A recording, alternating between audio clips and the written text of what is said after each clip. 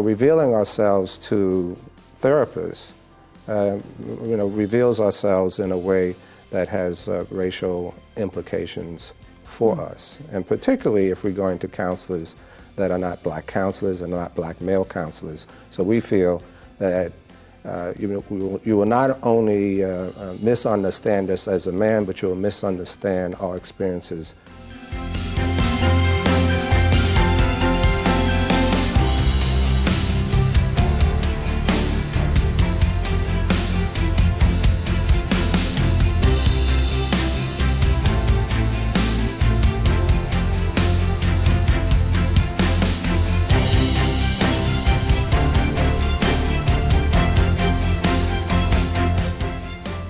Well, for a while I've been talking about the sort of psychological consequences for black men in particular that comes from the imposition of stereotypes and constantly being misrepresented and essentially made invisible by all the assumptions and presumptions that people have of us.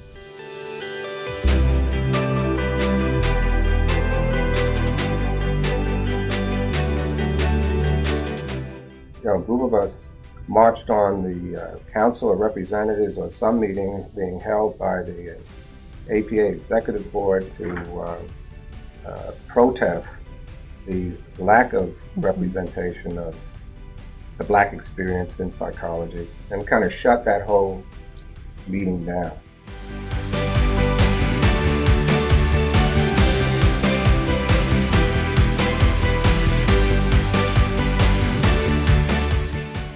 If we streamline the services, how policy can also be streamlined, can also be better.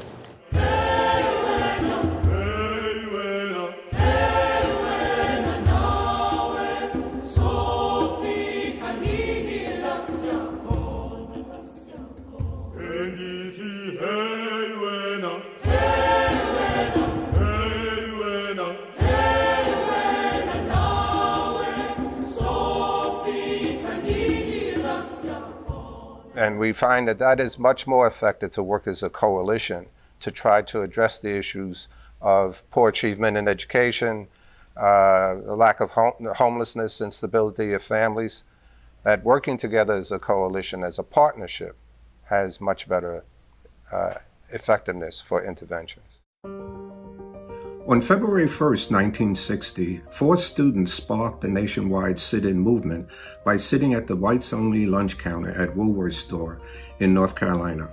They became known as the Greensboro Four. Several weeks later, on February 22nd, 1960, 34 students were arrested for trespassing at Thalheimer's department store. These students became known as the Richmond 34. I was one of them. We sparked similar sit-ins throughout the state of Virginia and in other places. It's been nearly 6 decades since Richmond 34 challenged racism and discrimination during a peaceful protest. Recently, they realized that arrest was still on their record, but that changed today. Their case is now closed.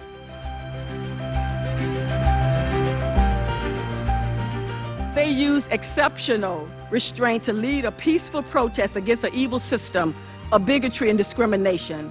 However, they moved forward that day and made an extraordinary difference in the terms of the South segregated policies and practices.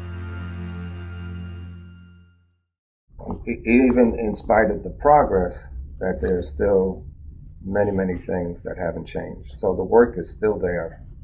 The mantle and the torch is going to be passed.